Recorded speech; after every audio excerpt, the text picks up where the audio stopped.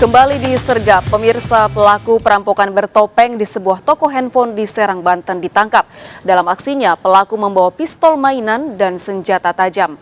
Pelaku merupakan mantan pegawai di toko tersebut.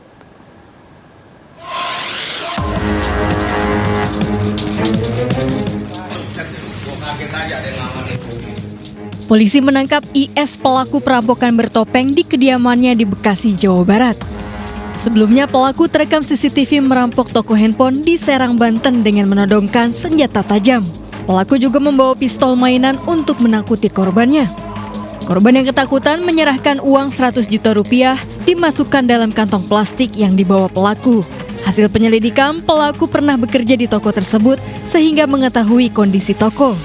Polisi mengamankan uang tunai 14 juta rupiah, 6 gram emas, handphone, dan senjata tajam yang digunakan pelaku.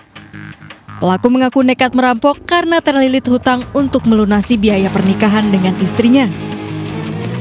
Yang jelas karena himpitan ekonomi, ya akhirnya dia mencari jalan pintas untuk merampok. Sendiri memang dulunya pernah bekerja di tempat korban karena dia sudah mengetahui situasi dari lokasi atau TKP, sehingga dia sudah bisa memperkirakan jam kapan ternyata konter itu akan tutup. Pelaku terancam 12 tahun penjara. Dari Serang, Banten, Mahesa Apriandi, iNews melaporkan. Seorang kakak di Katingan, Kalimantan Tengah tewas setelah dianiaya adiknya dengan senjata tajam. Pelaku yang gangguan jiwa mengamuk saat menolak diberi obat. Usai kejadian, pelaku kabur ke rumah tetangganya.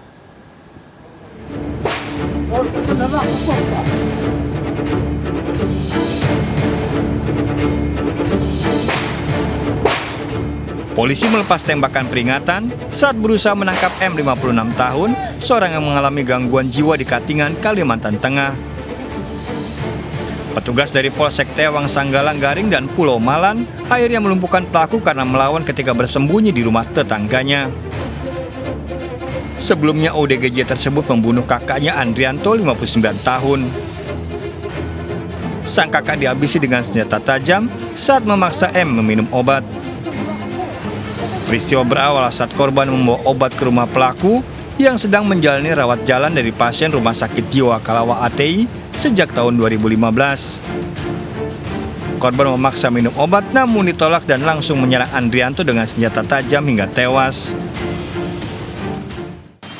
Kemudian dilakukan tembakan peringatan ke udara dan kemudian dari tersangka sendiri loncat dari pintu untuk menyerang petugas. Disitulah baru dilakukan tindakan tegas untuk melumpahkan tersangka dengan menembak kaki kiri tersangka.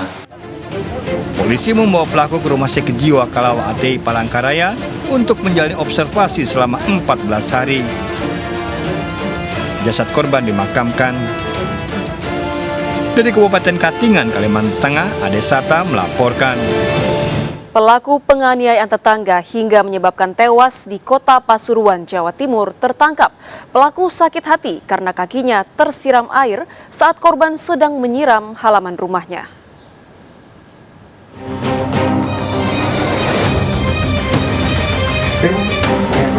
MA 30 tahun, warga Jalan Es Parman, Kecamatan Panggung Rejo, Kota Pasuruan tak berdaya saat ditangkap tim buru sergap Satreskrim Polres Pasuruan Kota, Jawa Timur. Pelaku tertangkap dari tempat persembunyiannya di kebun tebu tak jauh dari lokasi pembunuhan yang terjadi Minggu malam lalu. Pada penyidik, pelaku mengaku sakit hati kepada korban Saki 60 tahun karena kakinya tersiram air saat korban sedang menyiram halaman rumahnya. Rumah pelaku dan korban berhadapan. Pelaku merencanakan pembunuhan korban menggunakan parang saat nelayan tersebut pulang dari masjid jam 7 malam.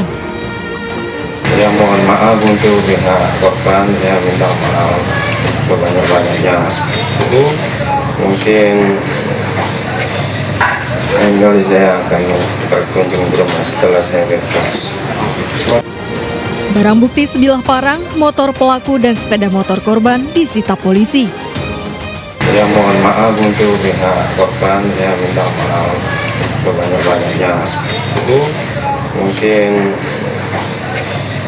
lain kali saya akan berkunjung ke rumah setelah saya bebas.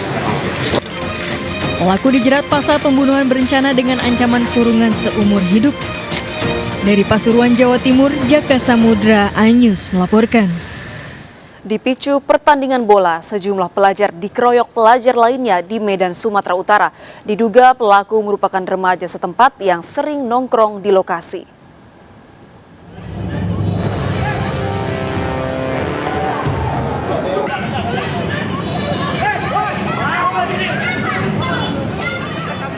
Video amatir merekam seorang pelajar dikeroyok oleh sejumlah remaja di Jalan Sisingamaraja, Medan, Sumatera Utara. Pengeroyokan juga terjadi di area lapangan salah satu kampus. Menurut orang tua korban, para pelaku merupakan pemuda setempat yang sering nongkrong di sekitar lokasi. Pengeroyokan berawal dari sehari sebelumnya. Korban bersenggolan dengan pemuda setempat yang sedang bermain bola. Meski sudah meminta maaf, para pelaku tetap mengeroyok korban. Saya sama teman-temannya main bola, ya biasa main bola kan, laga kaki, namun kaki yang bermain. Selesai main bola, ya, sesudah itu laga kaki anak saya berminta maaf sama tersangka kan gitu. Udah dimaafin, cuman selesai main bola, anak saya sama temannya dikejar sama mereka dengan batu.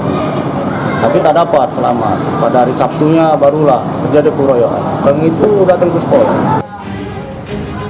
Akibat pengeroyokan ini, para korban alami trauma hingga sempat takut untuk bersekolah. Keluarga korban laporkan penganiayaan ini ke polisi. Dari Medan, Sumatera Utara, Ahmad Ridwan Nasution, iNews melaporkan.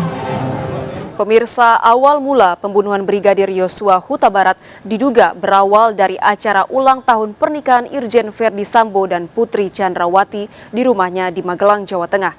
Tim khusus Bareskrim Polri memeriksa dan menggeledah rumah Irjen Verdi Sambo di Kota Magelang.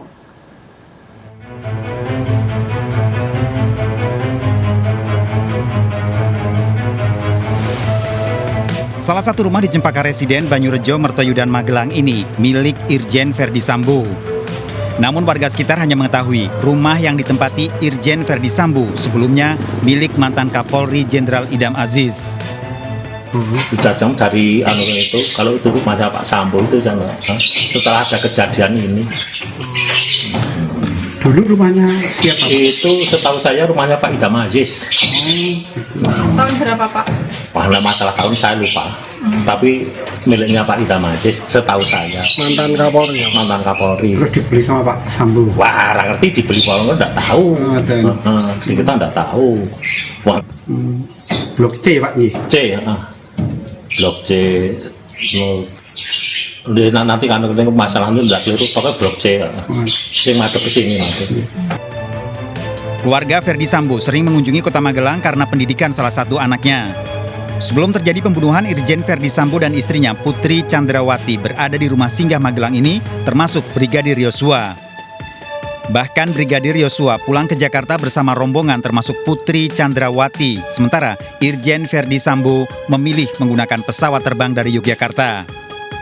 Tim khusus Bareskrim Polri telah melakukan penggeledahan dan membawa sejumlah barang dari rumah di Cempaka Residen Magelang. Ada, tapi sudah dimasukkan koper.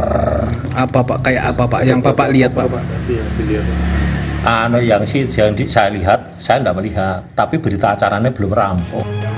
Menurut kuasa hukum keluarga Brigadir Yosua, rumah Irjen Verdi Sambo di Magelang menjadi salah satu kunci terjadinya pembunuhan. Di Magelang itu hanya ada ulang tahun perkawinan yang ke-22. Di dalam ulang tahun itu memang segera terjadi pertengkaran antara si bapak dan si ibu. Sehingga si bapak pergi meninggalkan ulang tahun itu atau acara itu segera setelah selesai dengan meninggalkan istri dan anaknya maupun para ajudannya. Nah, kemudian si ibu juga pulang dari situ happy.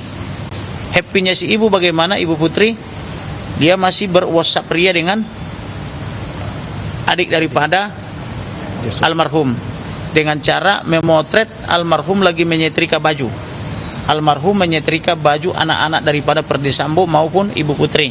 Tidak ada, cuma diduga almarhum ini atau dituduh memberi informasi tentang kenapa si bapak tidak pulang-pulang ke rumah, lalu dicari oleh si ibu. Nah, diduga almarhum ini memberi informasi tentang keberadaan si Cantik dan lain-lainnya itu, kan begitu. Irjen Verdi Sambo sempat menyebutkan terjadinya tindak pelecehan seksual pada istrinya, namun Barreskrim Polri telah menghentikan penyelidikan terkait kasus dugaan pelecehan seksual dalam tewasnya Brigadir Yosua Huta Barat. Tim Liputan iNews melaporkan.